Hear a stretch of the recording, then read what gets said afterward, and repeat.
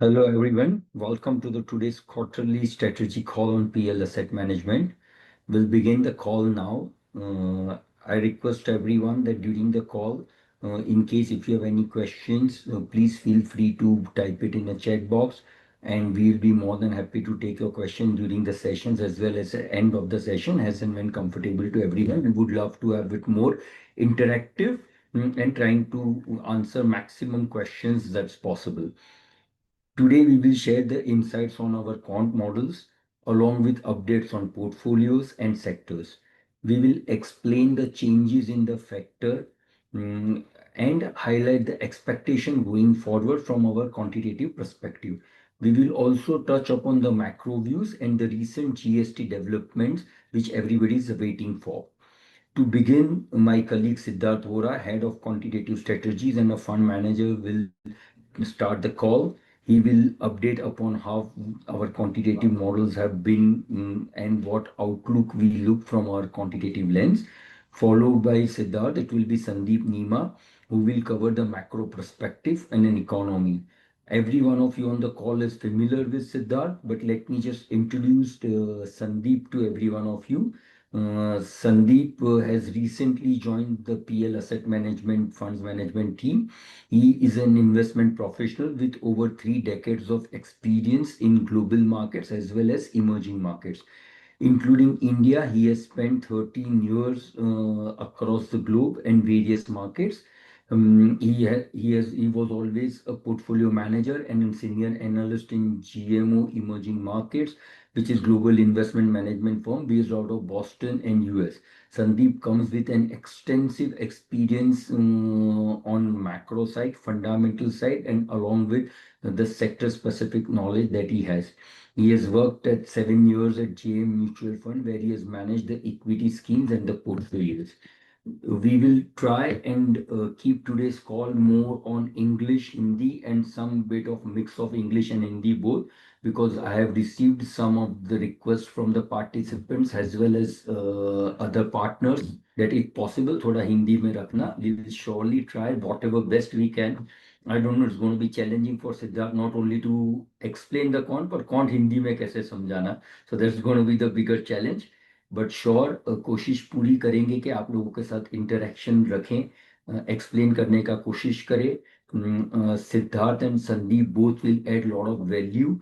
आप लोग क्या एक्सपेक्ट कर सकते हो मार्केट से, किस तरीके से पोर्टफोलियोज को देख सकते हो. दोस all things is very much possible, and we will try and work as far as possible with this during this call. So I'll not take much of the time because most of you all have already logged in and you might have some other commitments as well. So to begin with, I'll just request Siddharth to take you all through how the quantitative lens have been, what he expects, and what kind of expectation that investors and partners should have from the quantitative portfolio. So over to you, Siddharth. Perfect. So, welcome everyone. Thank you so much for joining today's call. And, as we know, FY25 has been a rough year overall, not just for, say, our strategy. We've had a couple of challenging patches, but also Indian markets on an isolated basis have underperformed global markets like Japan, China, some of the developed markets as well. So India has been a laggard on the global front on a 1 month basis, 3 month basis, and on a 12-month basis as well. So let's try to understand first what is India's positioning within that. How are we positioned? I think let's take a more top-down view to understanding the market also and our portfolio's positioning as well.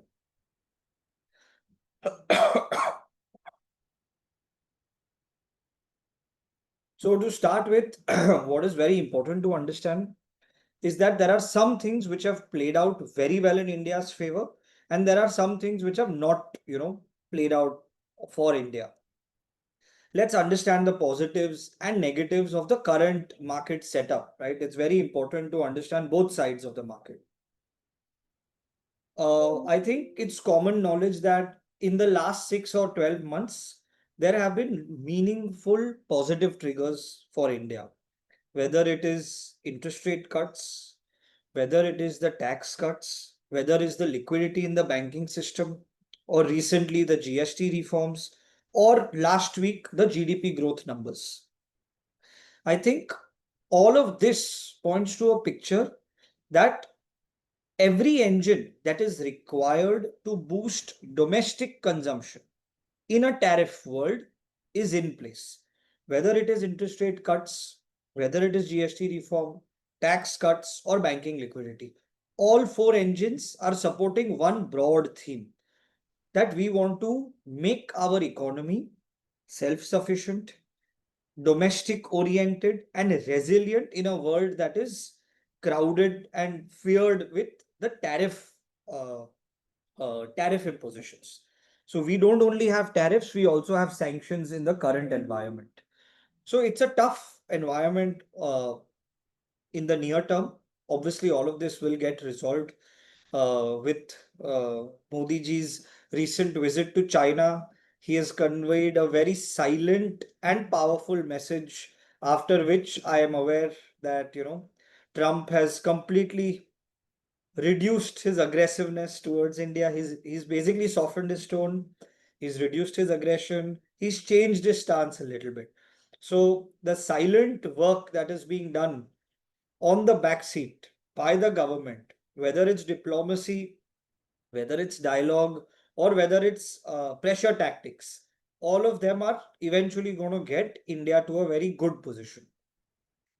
So obviously, there are threats of a new world order where China, Russia, India.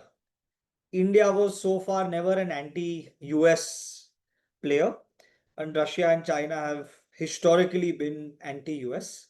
So if we have threat from US and a disrespectful positioning towards India, we obviously know that Modi is also doing his way to create pressure back on the US systems and Trump.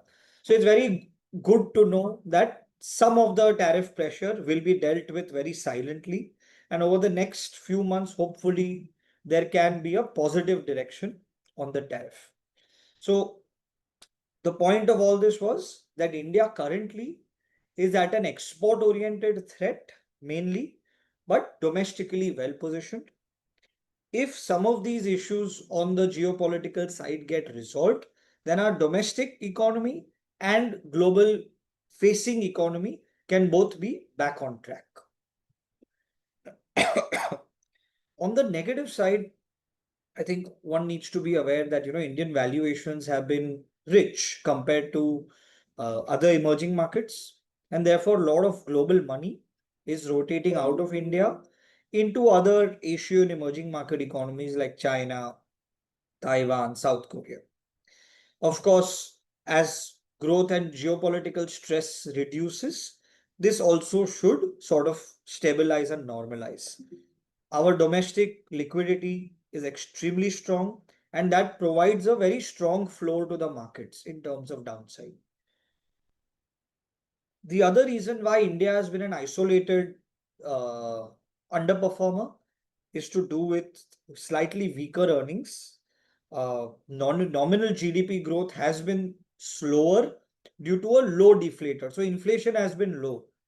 While that is good in terms of disposable incomes and RBI's ability to reduce rates, giving them the headroom to reduce rates, it also has a slight negative impact in terms of tax collections, in terms of fiscal deficit, in terms of overall earnings growth, because there is volume growth and then there is price growth as well. So if the price growth, which comes from an inflationary environment, that is low, then of course your overall uh, pass through of GDP growth, of revenue growth, of earnings, of tax will see some sort of deflation. And therefore, also your fiscal deficit numbers can visually look a bit adverse. So, rich valuations, weaker tariff positioning, mixed to weak earnings, slower GDP nominal growth due to low deflator, all of this has created an intense anti-India position for the global investors. And therefore, we can see, FII selling has been non-stop, it's been relentless, and therefore, despite strong macros, despite strong liquidity, and despite the four liquidity engines we spoke about, right? GST, interest rate, tax cuts, and banking liquidity. Despite all of this, markets have not outperformed. So it's in a narrow, tight range. On the one hand, domestic buying, and on the other hand, aggressive FII selling. So this is basically going to keep the markets in a tight range for some time as the tariff situation resolves. Another, slight negative in this environment is that government capex, which was a big driver of growth for the last 5 years, is likely to weaken, and the burden of growth is going to shift to consumption from government capex oriented growth to consumption linked growth is what the policy is hinting at. And it is possible over the next 2 years the burden of growth shifts from capex to consumption, which is going to eventually make the economy even more stable, even more resilient. And therefore, while this is a mixed picture, we don't have too much to worry about. Uh, Domestic flows will give a strong flow to the markets. The slightly short-term negatives are getting resolved, and we have a good runway for growth from here on. As I delve into the deeper topics for the day, which is going to be slightly more quantitative as to why the market is looking the way it is, I just thought I'll give you all a brief overview on our market outlook. We believe that there is going to be a strong recovery in the markets from here on. Even the alpha generation is going to be extremely strong, as visible in the last 3 to 4 months. The strategy started gradually creeping in alpha from the markets, whether it is September, whether it was August, whether it was June, and the May, June, September, August, all of these months, we managed to gradually recover the lost alpha in the month of January. Our current sectoral positioning has changed quite a bit. We've been out of banks since a while, financials, capital, mainly focusing on capital markets, AMCs, and select NBFCs has been a big overweight. Materials has been the largest overweight, whether it's metals, mining, cement, chemicals. This has been a big overweight for us. On the consumption side, also we've increased some allocation on discretionary consumption, moderated industrials, balanced auto and healthcare in a neutral way. So it's materials, financials, consumption, healthcare, auto, and industrials. This is the broad construction of the portfolio. The beta has been closer to 1 because there is uncertainty in the market in the near term. And we need to do a balancing act right now. We need to balance aggressive plays along with some defensive plays in the portfolio.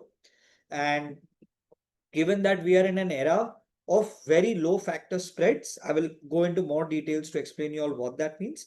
But the broad point is 2023-24 was an era of very high factor spreads and therefore the ability of quant strategies to make a lot of alpha. Middle of 24 onwards, we've been in an era of compressing factor spreads. So therefore alpha starts compressing because your factor spreads are narrowing. 25 has been an era of near zero factor spreads, which means factors are not giving you a source of alpha. Now we are seeing finally a recovery in factor spreads, and therefore we are quite confident that alpha recovery from here on is going to be very good, like we've done in the past. So in periods of rich factor spreads, AQUA has been able to demonstrate significant alpha. In the 23-24 cycle, we were able to generate 37-38% alpha. Then our alpha sort of moderated, was in line with the market before we lost alpha due to very uh, sharp compression in factor spreads. So now we are again in a recovery cycle, and therefore the next 12 to 18 months look quite promising from here on, and I will demonstrate visually also why. So in terms of factor positioning or style positioning, Whenever the persistence of factors is low and the factor spreads are near zero, the only approach is to have a balanced factor profile rather than a very aggressively tilted factor profile.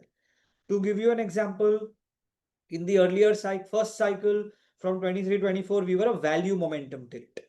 Post that, we were a quality low vol tilt. After that, we've been a balanced factor profile, and now again, as tilts or factor spreads increase, we will take more factor tilts to create more alpha. And we've had some good winners in the last 3 months as well. Since we made some key changes in our strategy, I'll highlight those as well. So AB Capital, LTF, Radico, Endurance, HDFC Asset Management, Motilal, Bharti Airtel, Tata Steel, GMDC, Chalet Hotels, Hindalco. So we've had a good set of winners over the last 3 months, generating north of 20% returns. So of course, the portfolio and the strategy and the performance is getting back on track, and one can put whatever concerns you all had to ease for now, because we've also had a very good cycle, then a flat cycle, then a sharp drawdown, and therefore every drawdown teaches you something about how you can improve. And we always believe in the philosophy of continuous improvement. We don't believe that we are stagnant or static, that we will always, take our losses as a setback. We learn from our losses, we keep improving, and we keep improving our strategy and making it better. To highlight a few major improvements we've made, as I've discussed it over the last couple of calls as well. Of course, instead of restricting ourselves to the 2 month cycle, which was giving us a lot of mid cycle pain, we've gone into an odd even cycle, which gives us mid cycle agility. Instead of predetermined factor weights based on regime detection, we've gone into a complete dynamic factor weighting model. Instead of one shot deployment and one shot exit, we've done staggered dynamic weight management and risk management at a stock level now, which has created a lot of alpha in the last 3 months. Also, instead of taking binary cash calls, which were very aggressive, we've gone to dynamic cash management to navigate market risk and market volatility more systematically. This again has helped us in the last 3 to 4 months of extreme choppiness in the market. If you know that last month we had roughly 15% cash, we've deployed all of it at a very opportune time to create alpha in the month of September. So, dynamic cash management at a portfolio level, dynamic weight management at a stock level, dynamic trigger based rebalancing using the odd and even month cycle tranches, and dynamic factor weighting has helped us resolve a lot of the issues that caused that Jan Feb pain to us. And those were some of the learnings, and we improved on that. Of course, as the markets and the strategy moves into a risk up cycle, based on our historic backtest and our live performance, we know that AQUA does very well in up cycles. And we are quite well positioned for this.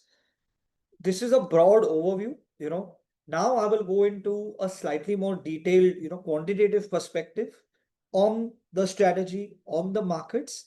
Before that, I would like Sandeep Nima to give you also a macro and micro overview of where the market is positioned.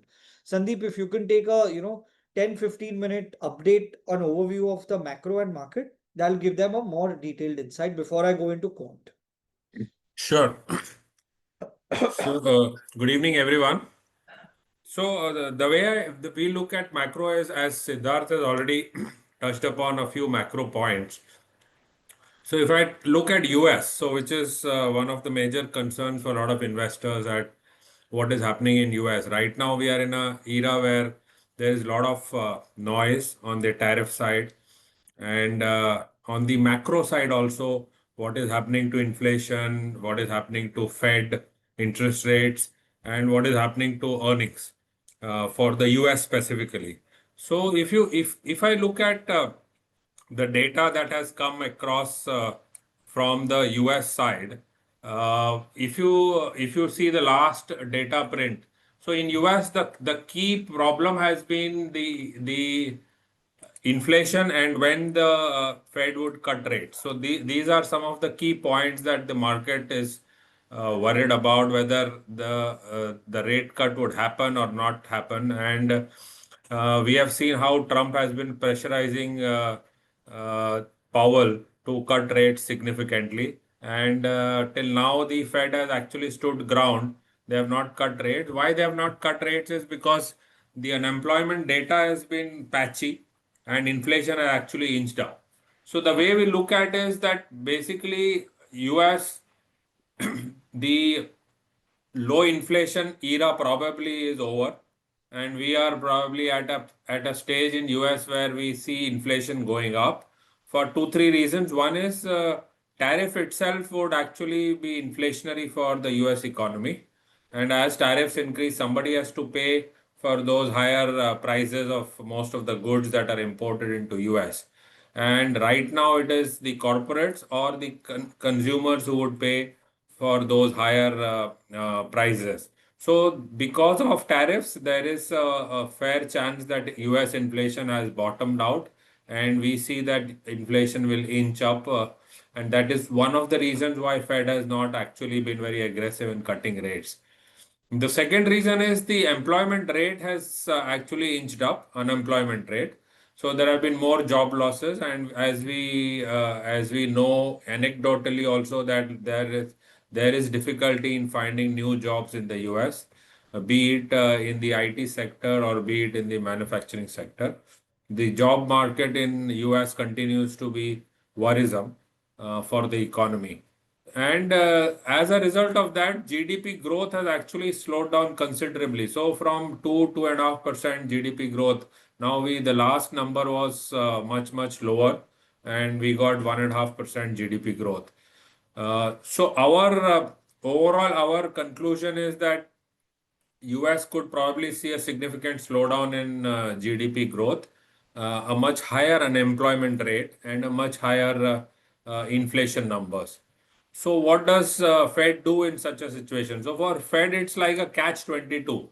If they cut rates in a rising inflation environment, it further gives boost to inflation, which is not the desired objective of Fed. But if they don't cut rates, then the unemployment continues to go up and the growth remains modest. So, in our view, probably next week is a Fed meet. We might probably get one more rate cut of 25 basis, and after that, it will be really difficult for Fed to cut any more rates. So overall, for to conclude, for US economy, it will slow down considerably. There will be higher inflation. There will be at best only one rate cut. So these policy measures will have implications for the US economy as well as for the other economies of the world who are more dependent on the US for their export markets. And US is actually one of the major investor across the world in the equity markets as well as bond markets. So overall, a slowing US is not really a good news for countries which depend on US for their growth. Now coming to India, thankfully India is not an economy which is totally Sandeep, you dependent want to on share your US. screen? Sandeep, you want to share your screen? I think it'll just give more flavor to the. Okay. Nupur, can you give me rights to share? 1 second, I'll just do that. I think you already have it, huh? Yeah, I already Yeah. have. Let me Yeah, just. yeah. So is this visible? Not yet, not yet. Not yet. Oh, just hold on. And now it is Sandeep. Sandeep, just little bit touch based in Hindi also if possible because there's been request time and again. So Yes. thoda Hindi if we can just have Yeah, add a yeah. flavor. So ये slide visible है? No, no, no. Security alert is visible. Ha, now it's visible. Now it's visible. Okay. So just in Hindi on the US economy, US economy में हम देखेंगे कि हमारा expectation है कि inflation ऊपर जाएगा अनएम्प्लॉयमेंट रेट ऊपर जाएगा, जीडीपी ग्रोथ स्लो डाउन होगा, और जो रेट कट साइकिल है वो एक मैक्सिमम एक और रेट कट होगा नेक्स्ट वीक। उसके बाद में फेड के लिए थोड़ा डिफिकल्ट होगा रेट कट करना। सो जो जो भी कंट्रीज यूएस के डिपेंडेंट है फॉर देयर ग्रोथ, जो एक्सपोर्ट ओरिएंटेड कंट्रीज है like Korea, Taiwan and may be Europe, they will have problems because जो यूएस का स्लो डाउन होगा ये सारी कंट्रीज को के एक्सपोर्ट्स को इम्पैक्ट करेगा। अगर भारत की बात करें, if you talk about India, thankfully as I said, India is not so much dependent on US. It's not an export led economy, and it is more consumption, and internally we have a strong growth engines within India itself. So let us look at what we see for India. So India में हमने देखा कि the inflation has actually come off significantly. Food inflation is actually negative, and overall core inflation and CPI numbers भी काफी नीचे है। So inflation trajectory last 1 year में नीचे आया है, और one of the reasons for RBI cutting aggressively in their last MPC meet by 50 basis point was also this inflation numbers coming down significantly.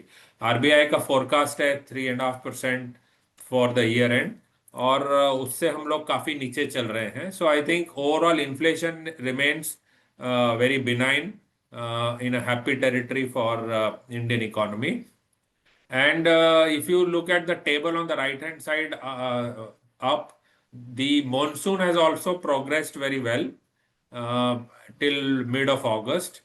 और ये जो जो भी मॉनसून का, if you see the spread across different region, it has been quite good and quite normal, except that last 2 weeks जो अभी हमने देखा है कि थोड़ा स्टेट्स में फ्लडिंग सिचुएशन हुआ है, और उससे थोड़ा क्रॉप डैमेज हुआ होगा। And this was one of our assumptions also कि शायद इस बार मॉनसून थोड़ा अलग अलग रीजन में अलग अलग होगा, and which due to which the crop pattern might not be easy to figure out कि कितना आउटपुट होगा। तो अभी ये लग रहा है कि लास्ट 2 वीक्स के जो फ्लडिंग सिचुएशन हुई है, specially in Punjab, Himachal and northern states, and northern states are they are quite they have a significant share of our overall food grain production, especially Punjab and Himachal. So थोड़ा food crop में impact आएगा, but वो शायद हमें next month ही पता चलेगा जब data आएगा, but anecdotally looks like the crop could have been damaged. But जो चार्ट लेफ्ट हैंड साइड में नीचे बताया, that is key policy rates have remained unchanged except that 50 basis cut we saw। और ऐसा लग रहा है कि अब शायद आरबीआई को भी चांस नहीं मिलेगा और कट करने का एग्रेसिवली, क्योंकि अगर क्रॉप डैमेज हुई है तो crop prices can go up, and once inflation थोड़ा अगर ऊपर आया तो शायद RBI may not be having the freedom to cut rates aggressively. So that will have to wait and see, but that is our base case scenario कि शायद rate cut इतना जल्दी अब और नहीं मिलेगा। But RBI was very bold enough and very very aggressive in cutting giving a big 50 basis cut to us in the month of April. So that benefit will be seen in the economy in terms of higher consumption, in terms of higher credit growth.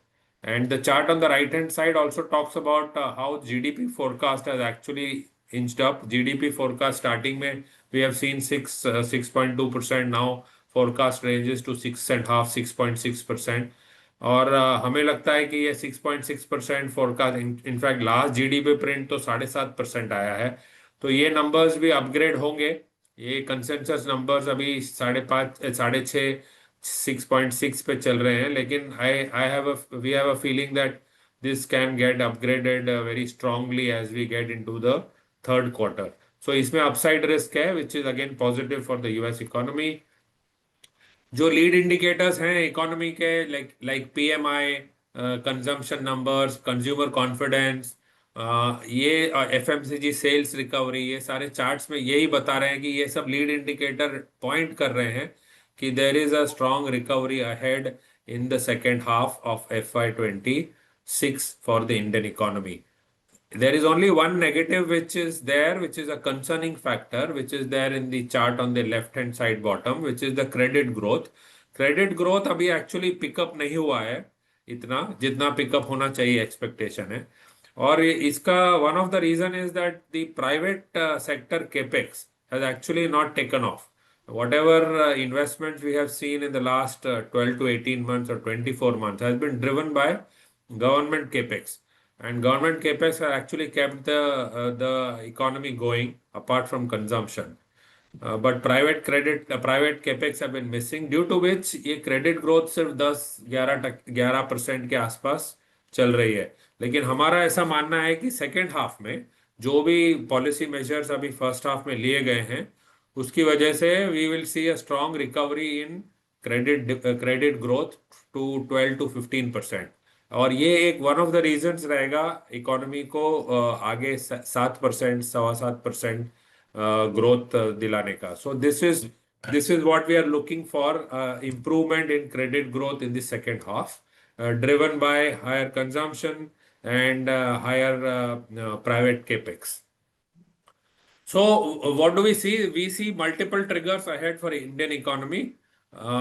There are some factors which have already been taken measures, policy measures. एक तो IT relief था, जो 1 लाख करोड़ का IT relief मिला budget में, उसका impact अब धीरे धीरे धीरे हमें we will start feeling that. Second, as I've been mentioning, rate cuts, RBI's aggressive 50 basis reduction, उसका इम्पैक्ट अभी एक क्वार्टर में नहीं आया. नॉर्मली 1 या 2 क्वार्टर का लैग रहता है. बैंक्स उसको रेट्स कट करते हैं, then it flows into the economy, then people start borrowing more. So वो सारा इम्पैक्ट अब सेकेंड हाफ में दिखाई देगा. And then we have already seen GST rationalization, which was one of the major reforms, I would say, जो काफी कुछ items को 18% और 5% स्लैब रेट्स में लाया. So that has been a very another bold move from the government, and that will also push consumption economy to a large extent. And then we have 2-3 more reforms which probably could come anytime. One is the 8th pay commission, जो अभी speculation है कि उसमें शायद 20 to 30% पे rise मिलेगी government employees को, और about 11 million central government employees. And if you remember last time जो 7th पे कमीशन था उसने 14% इंक्रीज दिया था. And this 20 to 30%, if it comes, any number which is above 14% will be one of the factors for spending momentum again, and that could take place from second half 26 onward. So maybe October के बाद में ये पे commission का भी हमें news मिले. And then tariff response. So obviously everybody has seen and heard about ये tariff का negative impact क्या होगा. But overall, there is one of the response of the government was the GST rationalization, and we feel that there could be other response also from the government to the sectors which are impacted by these tariffs. So there could be export incentives, there could be interest subsidies, and Prime Minister has already hinted at that. Even Finance Minister has hinted. So at some point in time in the next 2-3 months, we will see some relief for the sectors which are impacted due to the tariffs. So ये जो अभी हमारा जो भी concern है market का on tariffs और ये क्या क्या इम्पैक्ट होगा अलग अलग सेक्टर्स पे, वो शायद very soon we will be thing of the past because of the government response to the sector and some benefits given to these affected sector. And lastly, again, manufacturing reforms. Prime Minister again has been hinting about it in many of his public discourses, and he has been talking of some time to take center stage for India's manufacturing industry. और वहाँ हमें लगता है कि कुछ structural changes आएंगे जो infrastructure cost reduce करेंगे. And we have already seen some states have been actually taking proactive measures. Like Andhra Pradesh has been very, very proactive in inviting industry and giving a lot of subsidies for people to set up manufacturing plants there. So ये एक manufacturing का एक बड़ा wave आने का expectation है, just like the PLI scheme which was there for electronic manufacturing, which came 3 years back, and we have already seen कि उसका पॉजिटिव इम्पैक्ट कितना हुआ है वो सेक्टर पर, जो एक्सपोर्ट्स बढ़े हैं, and there been lot of companies which have expanded capacities, and market people would know that the likes of Dixon, Amber, all these companies have actually been 5-10 baggers because of these PLI schemes. So I think manufacturing reform it would be another push factor for the economy. So GST पे just to touch upon, GST में 12% और 28% में काफी rationalisation हुआ है. We have now got two major slab rates, 5 and 18%. और जो भी सिन गुड्स थे, जो भी लग्जरी आइटम्स है, उसको गवर्नमेंट ने 40% में किया है. एंड काफी कुछ आइटम्स में तो उन्होंने 0% ड्यूटी भी कर दिया है. So mass consumption, for example notebooks and lot of stuff which actually are used by the masses have actually no GST tax. So ये सारा rationalization is extremely positive. One is that it simplifies the multiple slab rates that are there. So operationally it becomes easier even for the consumer and also for the companies. And जो slab rates में price कम हुआ है, you have seen that in the last 1 week everybody has announced that they will pass on the price reduction. So car companies, auto companies, they have already announced reduction in their car prices. वैसे ही अगर आप FMCG के products देखेंगे, biscuits पे, notebooks पे, ये सारा prices already pass on कर दिया है. जो एक पहले कंसर्न था कि वेदर कंपनीज पास ऑन करेंगी या वो सारा प्रॉफिट अपना पॉकेट में रख लेंगी. सो गवर्नमेंट का एक डिक्टेट आया है, फाइनेंस मिनिस्टर ने भी बोला है कि we want everybody to pass on, and companies have been very disciplined to pass on these increase. So this will have a major impact on consumption because urban consumption was actually a little slow to pick up in the last 6 months. So I think now urban consumption should also pick up. Overall revenue impact on the balance sheet of government total 45 to 50,000 crores, which is not much.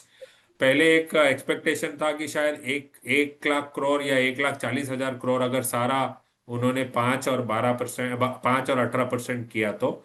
लेकिन government has very intelligently put cigarettes and lot of other like the aerated drinks, coke and the likes of it to 40%. सो वहां पे उन्होंने थोड़ा tax लिया है balancing के लिए. स्टिल 50,000 करोड़ का बेनिफिट दिया है इकोनॉमी को, which will be very significant for consumption growth.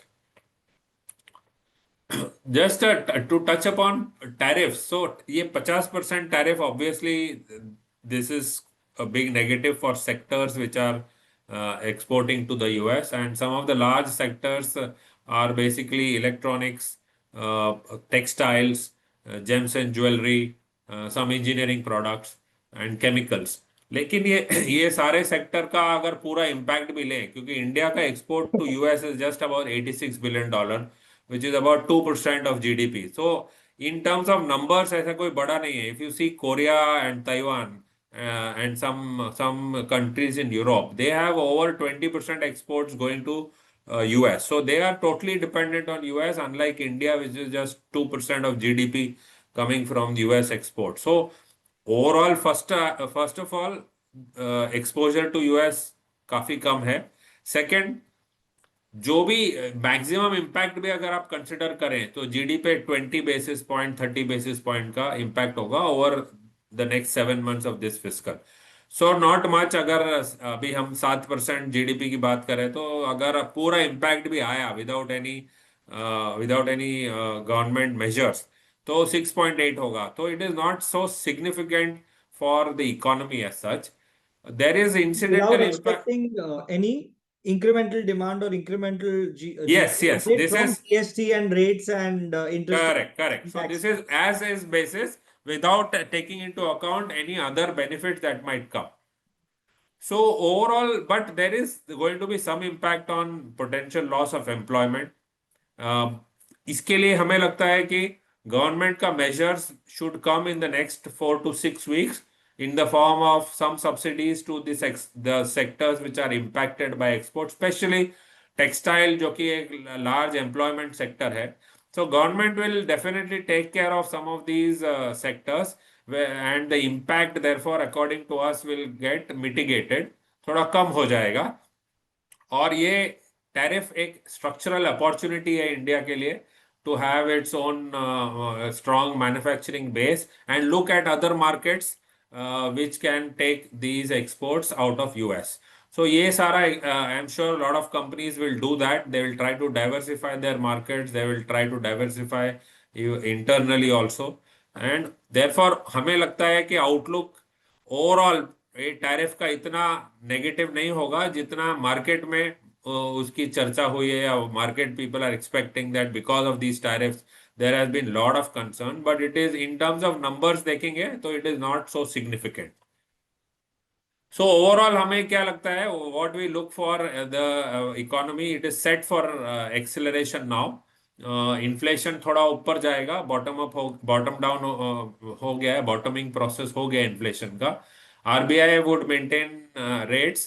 Fiscal deficit थोड़ा ऊपर जाएगा because of all the measures that will come. One is GST, then the 8th pay commission, then the IT relief, and also maybe some export relief to the tariff affected sector.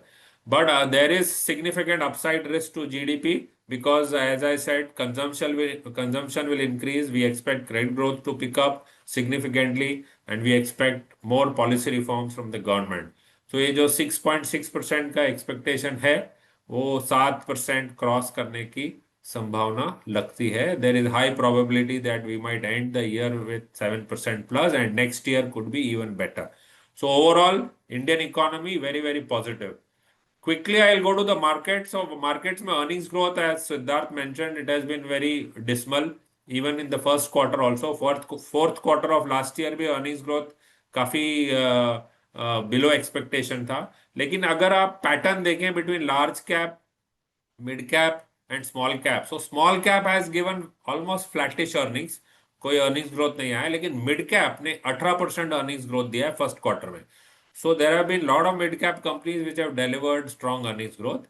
Even among large cap, even Nifty, financials have actually been laggards. Financials ने सिर्फ 4% earnings growth दिया है. तो if you exclude financials, Nifty का earnings growth भी 14% है.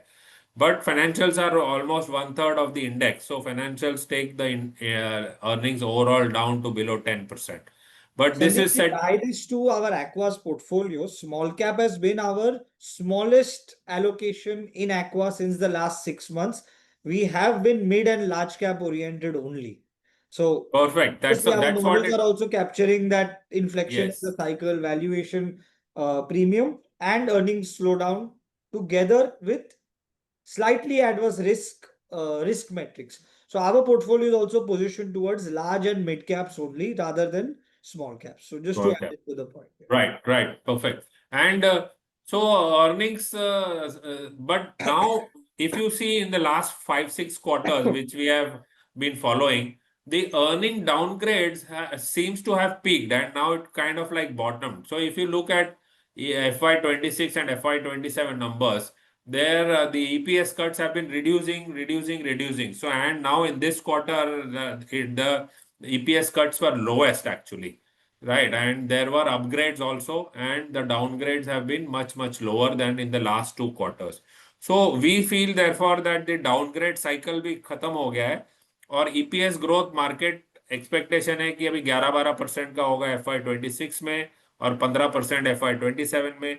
इसमें huge upside risk लगता है. ये 11% can go to 13-14% और ये 15% जो FY27 का है वो 17-18-19% का growth आ सकता है मार्केट का as we go into the second half, driven by whatever macro positives that I talked about, and this should actually drive earning upgrades in India. And our earnings upgrade cycle will begin after the second quarter or during this quarter itself as we go along, driven by the positive macro factors.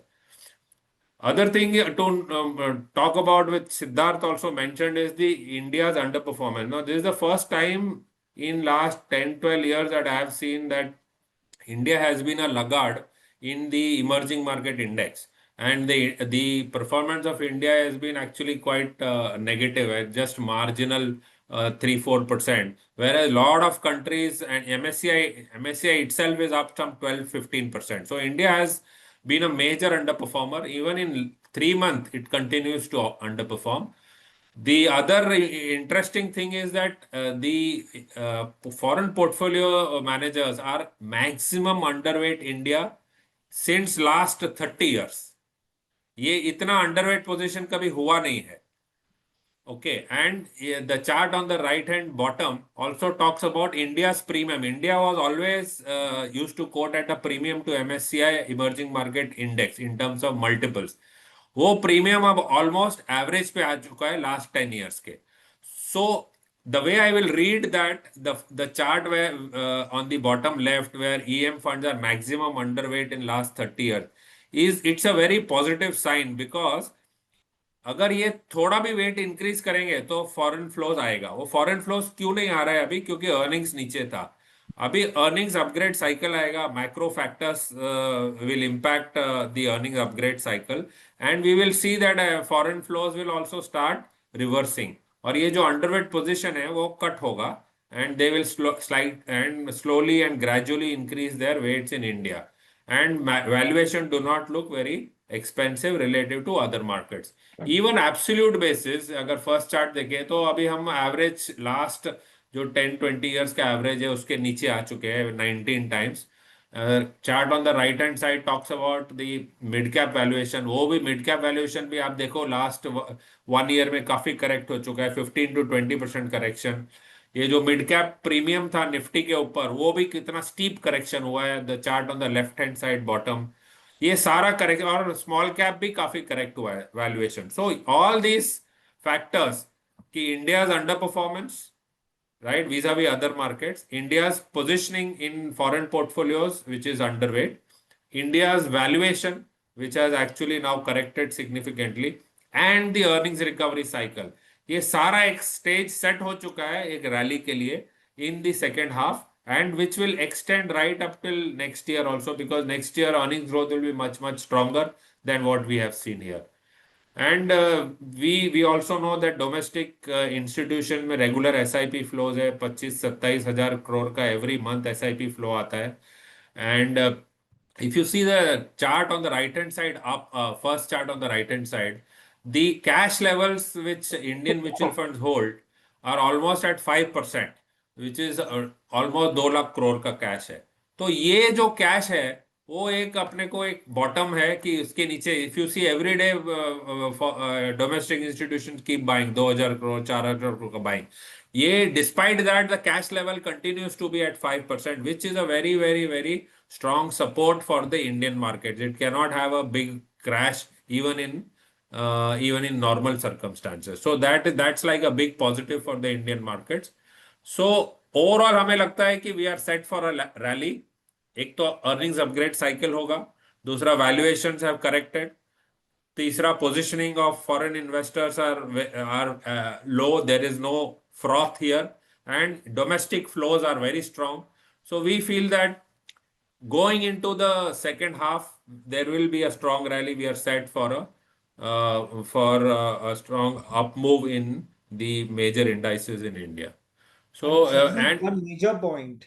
yeah, Usually when consensus is weak, that is when a rally can emerge, right? When the correct, consensus itself is strong, bulk of the things are factored in. correct. So right now we are at a temporary but opportune time where consensus is weak to neutral.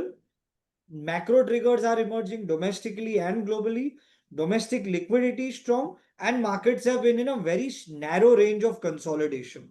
This is Yes, a very yes. good mix, very good situation for the markets to be set up for a next big upcycle. Absolutely, absolutely. So rallies happen when people least expect. So, but how do we forecast that there will be a rally? We look at fundamental factors which we analyzed, look at the earnings cycle, and all of them look very positive, and the policy reform. So all of that point to a good macro growth, followed by a good earnings recovery, and valuations and flows also help push the recovery further into a different zone. Sectors which we feel from a fundamental perspective, if the recovery happens and as in line with our expectation, then we are bullish on metals, financials, industrials, power and energy. In consumer durables, consumer staples, we would be little selective. There are some names which are very attractive, but some names which are expensive. And pharma also, we would be very selective. A few names which have exciting growth opportunity, but as a sector, I think there are some headwinds.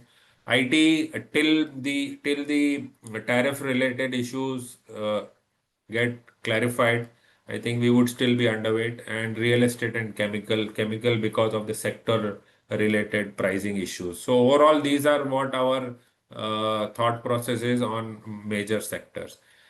So Sandeep, thank you. I'll I just think take over the quant view also before we wind up. I'll take 10 minutes on just putting a quantitative perspective as well. So if all the participants, I can request you all to stay with us for another 10 minutes. That'll be very nice.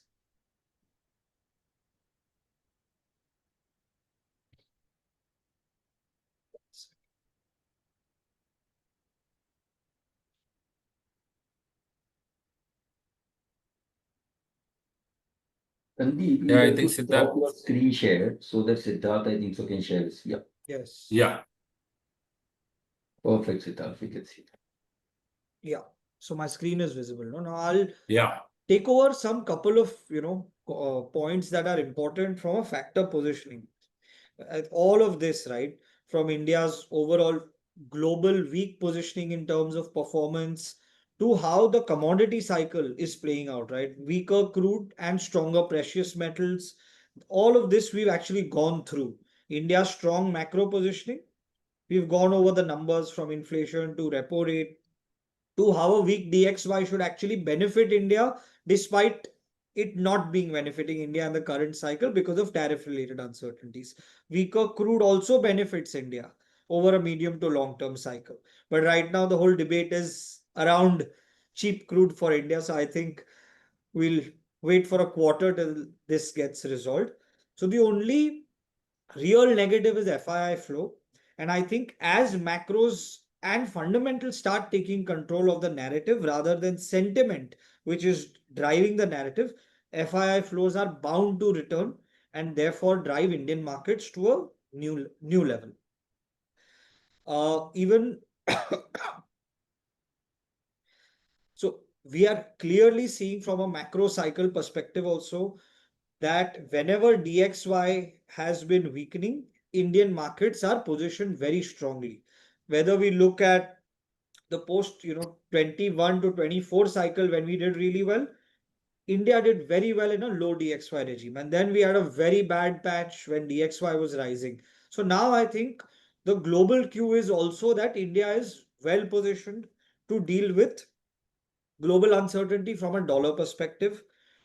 All our quantitative signals, where I call them breadth indicators in this case, they are suggesting that there is extreme weakness in breadth, which means that from a long term cycles perspective, we are set for a very strong rebound. And these cycles are extremely long and have consistently played out over the last 20 years. So whether we look at the 2012, the 2016 setup, or the 2018-19 setup, we've seen that every time the breadth collapses to such levels, we are set for a strong rebound. And I think now is the rare and opportune time that you get once every 3 to 4 years to position yourself back into the market. And again, clearly in the 24-25 cycle, this indicator did give us some indication that we are going to be either in a consolidation or in a correction mode for some time correction, price correction, consolidation. Obviously, it was not the most opportune time for newer entries in the market.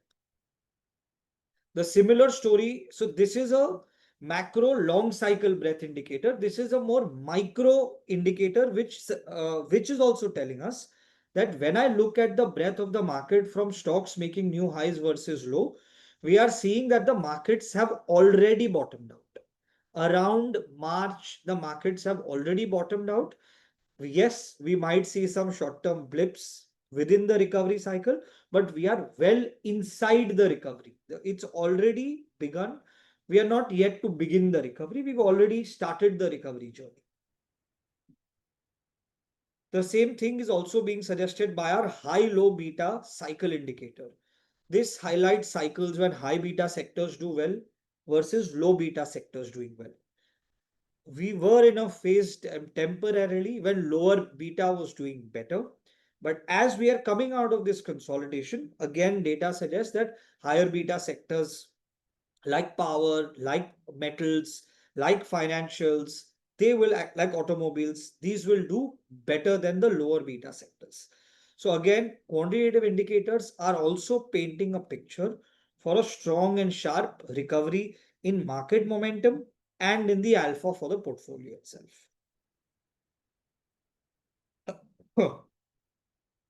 This is again to show you, this is again a very important perspective, that the last 12 months have actually been characterized of very low sector breadth, very low sector persistence. This is usually a tough time for any strategy, more particularly data-driven strategies, to navigate markets, because there is no persistence in sectoral trends. There is no persistence in sector strength across any time period. So the rotation is extremely fast based on news, based on changing global cues, based on changing micro and earnings cues. So the rotation has been very, very fast. Weak breadth in sectors means you have to be positioned in right sectors and out of wrong sectors. From a probabilistic perspective, even if out of the 8, 9 sectors you are positioned in, you get 3, 4 right, 1, 2 neutral, and 3, 4 wrong, the average outcome is quite moderate. And therefore, as sector breadth improves, we will be able to extract a lot of alpha from our sector rotation itself.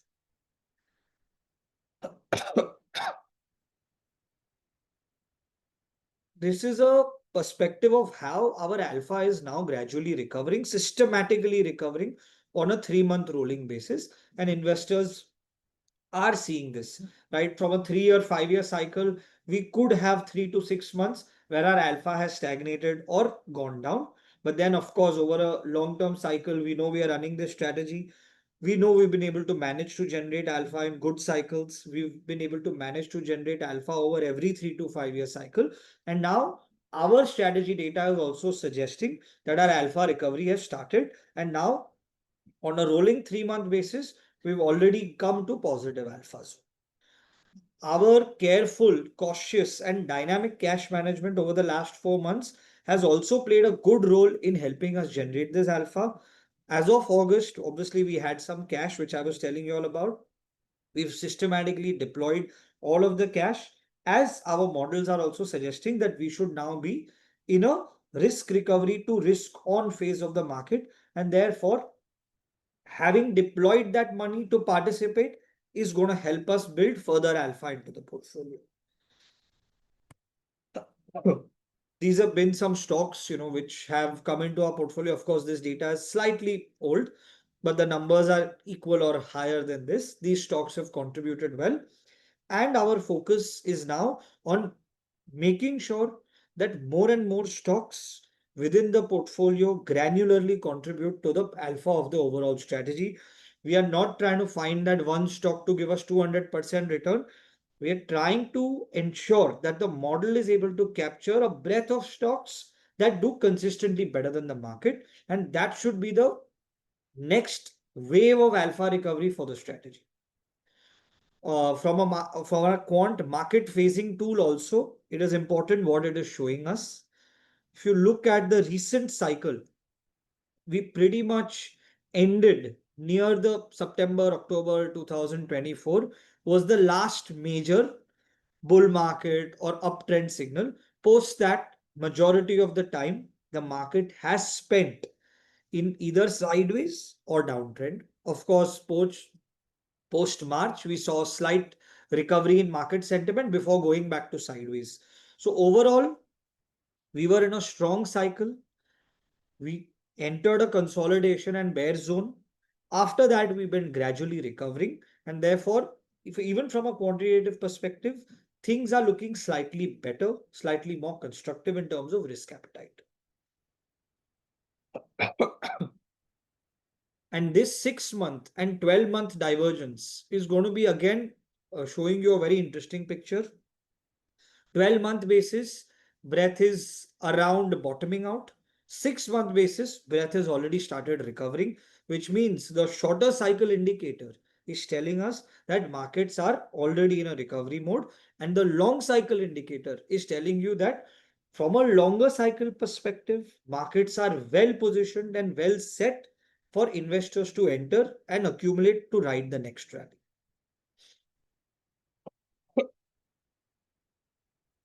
Now, a last couple of minutes on factors itself.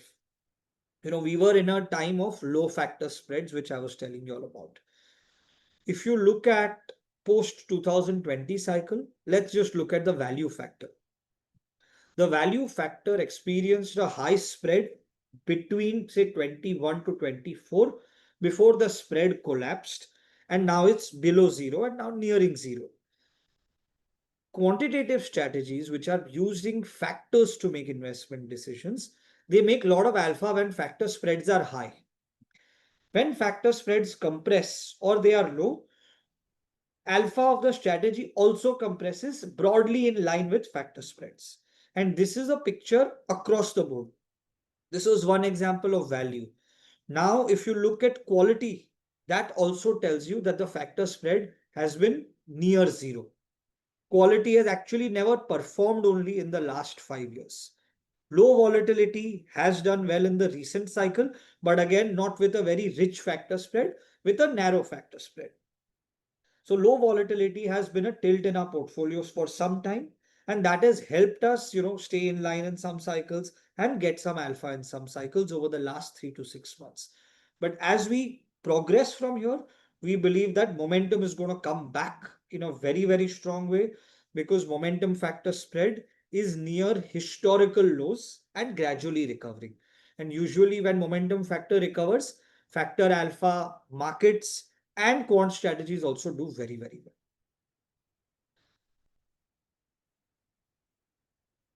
This is the momentum versus low volatility spread, which again tells you that over the last 1 year, momentum has underperformed tremendously. We, as a strategy, have obviously outperformed momentum factor, which has been down roughly 22%. So we've done much better than that because of our multi-factor and dynamic factor approach. Therefore, single factor strategies, we say, are always very, very risky. Because when the factor collapses, there is literally no place to hide. A multi-factor strategy at least gives you some factor exposures that help you in a down cycle. And we believe now that after the compression that we've seen here, again we could be set for a very good recovery as the fundamentals and macros are improving meaningfully.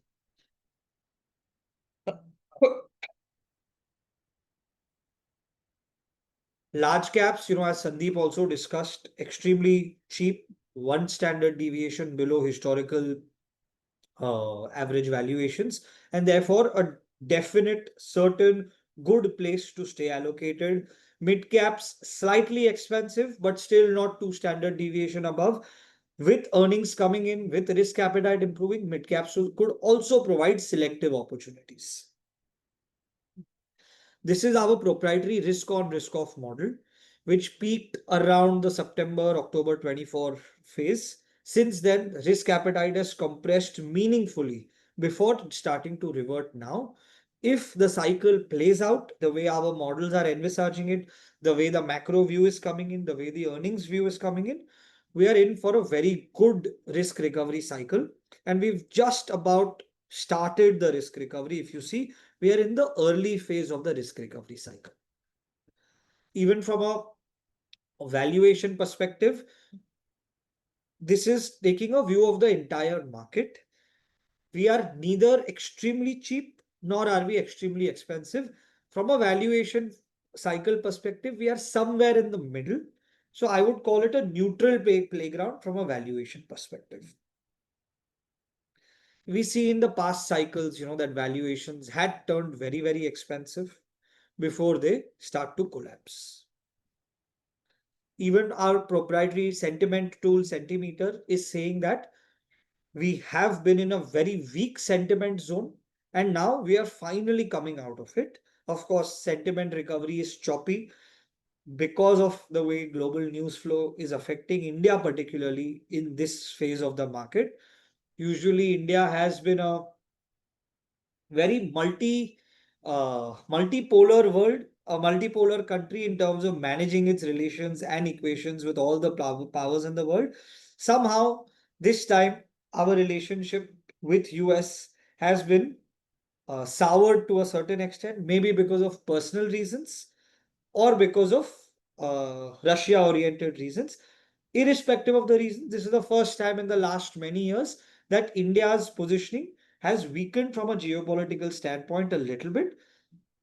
Over the weekend, whatever has come from Trump looks like India's positioning is going to go back to its neutral, non hostile, friendly neighbor to every country in the world sort of direction. So, if that happens, of course, sentiment is also likely to severely improve from here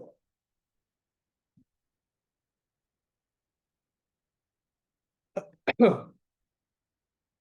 Again, these are all factor spread charts.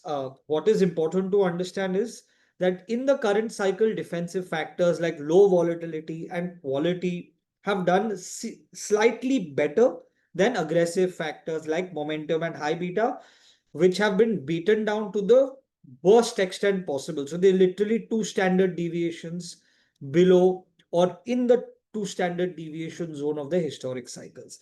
So high risk styles, high beta styles have not done well and they've underperformed tremendously. Our portfolio balances exposure across these factors. So, yes, we do have low vol and quality exposure, but we also have some exposure to momentum, to value. So, there are some styles which are benefiting the portfolio, some styles which are affecting the portfolio. But overall, we are quite diversified. This is just to show you how factors have rotated over the last couple of months. And as we stand today, it seems like low volatility as the only factor that could have helped you even stay in line with the market. Value, momentum, high beta, growth, all of these factors have been beaten down in a very, very big way. And the surprising thing is Nifty 50, Nifty 100, Nifty 500 have actually done better than most of the factor strategies in the current market setup. With this, I want to, close my view saying that factor spreads had compressed. They are recovering now. Sentiment was weak. We've just gotten above the threshold that crosses weak sentiment into neutral sentiment. Risk appetite is recovering. Valuations are neutral. FII flows a big negative, likely to reverse in the near to medium term because macros and fundamentals will drive the narrative. And overall, India's earnings story and macro story is very, very well positioned. And therefore, we believe that with rising risk appetite, improving factor spreads, our strategy will also creep in a lot of alpha from here on, as we've demonstrated over the last 3 to 4 months. And with that, I would like to close today's webinar and happy to, take in any questions on the chat, on email, or connect offline if anybody needs. Nupur, you want to add anything? Or,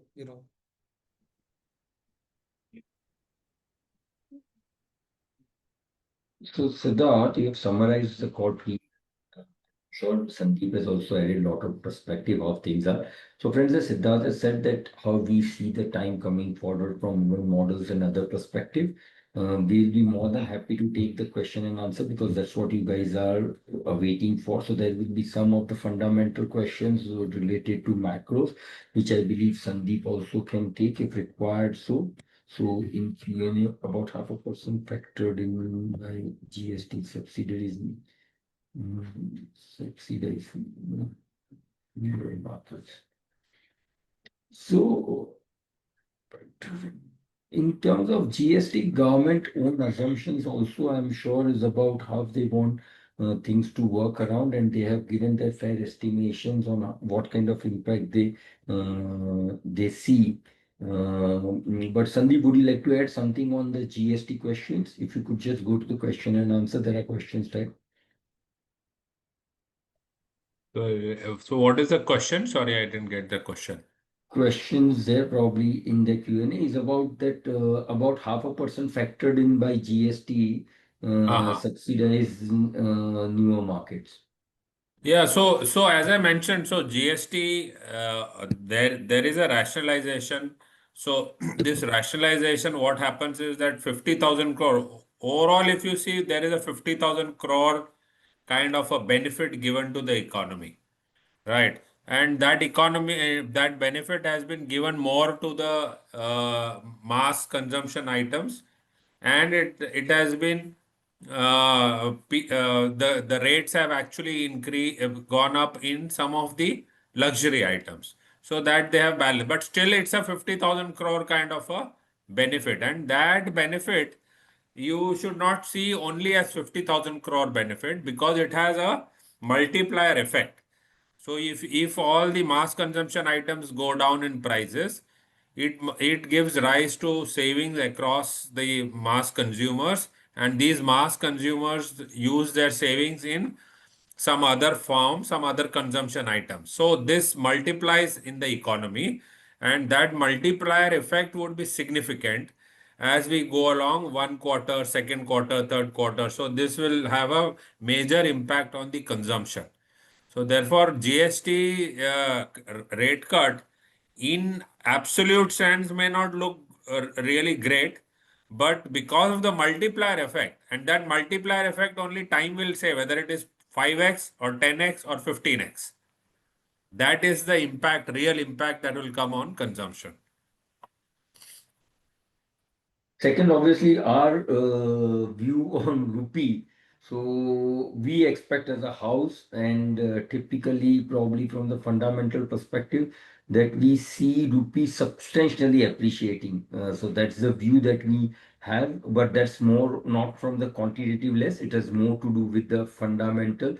And I'm sure that Sandeep can talk about more than an hour on that. So I'm just summarizing it because he has a very strong view on rupee appreciating big time in next few years. So I'm not getting much detail into it, but that's something that we can have. The statistics are good to know the more we want to tell you and how So I we think there are three, four, overarching questions that people have had about performance or underperformance or how will the performance recover. I would just like to, give an overall view on performance.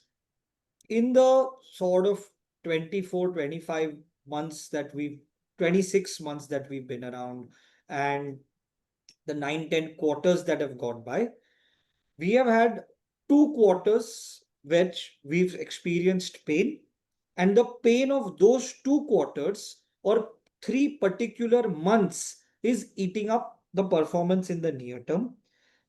In the past cycle, in 23, 24, we've generated 37, 38% alpha, 78 to 80% absolute returns when the markets were in a healthy condition.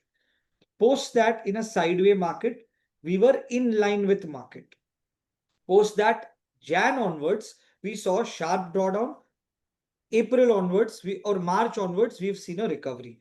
But the pain that was caused in the months of Jan and Feb is still very raw, it's very fresh, and therefore it is taking some time to recover.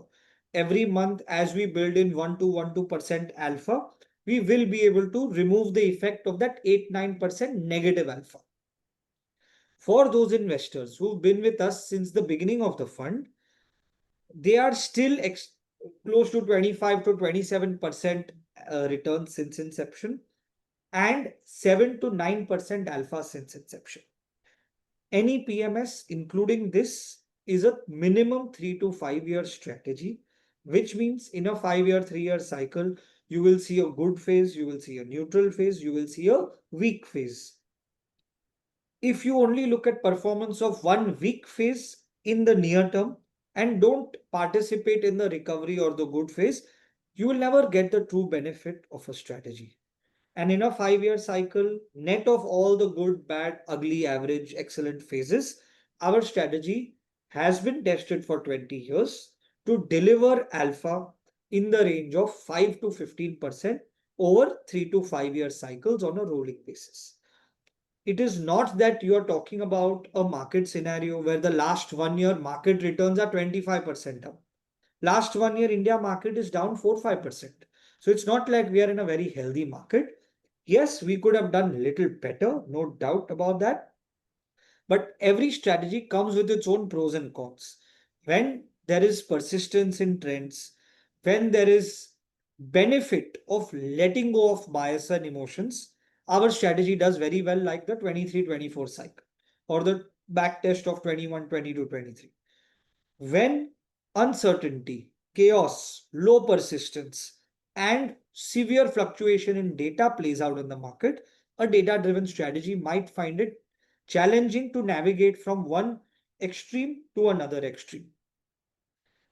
With despite the limitations, with all our new features that we've added in our strategy, which I told you all about, dynamic cash management, dynamic stock weight management, dynamic risk management, dynamic factor weighting, trigger based mid cycle rebalance, we've been able to solve for many problems, right?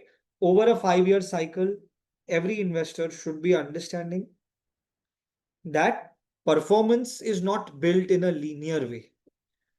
When we built 78, 79% performance, that was a phase of the market which allowed us to do so. When we lost, say, 8, 9% alpha in Jan Feb, that was also an extreme phase. We are not able to build performance month on month, quarter on quarter, every year consistent. That is not how equity works. That is not how any strategy works. We need 5 years in which we will see all the phases and deliver alpha for you. And that alpha is built in each phase of the market. In some phases, we are able to build a lot of alpha. In some, we lose some alpha. So the idea is to stay invested, to stay disciplined, like we are trying to stay disciplined despite the pressure, right? Obviously, there is pressure from you guys that last 6 months or last 9 months, you guys are not happy because of the slight underperformance in the fund. So you all have to be patient. PMS is not a 6 month, 9 month strategy. It is a 3 to 5 year view that you'll have to take on a strategy, on an approach, and let it play out. Investors who've already spent more than 2 years are still above benchmark with a 5 to 7% margin. And the other investors also in the next cycle, hopefully we will be able to make that kind of alpha for you. So I hope that alleviates the micro questions around short-term underperformance.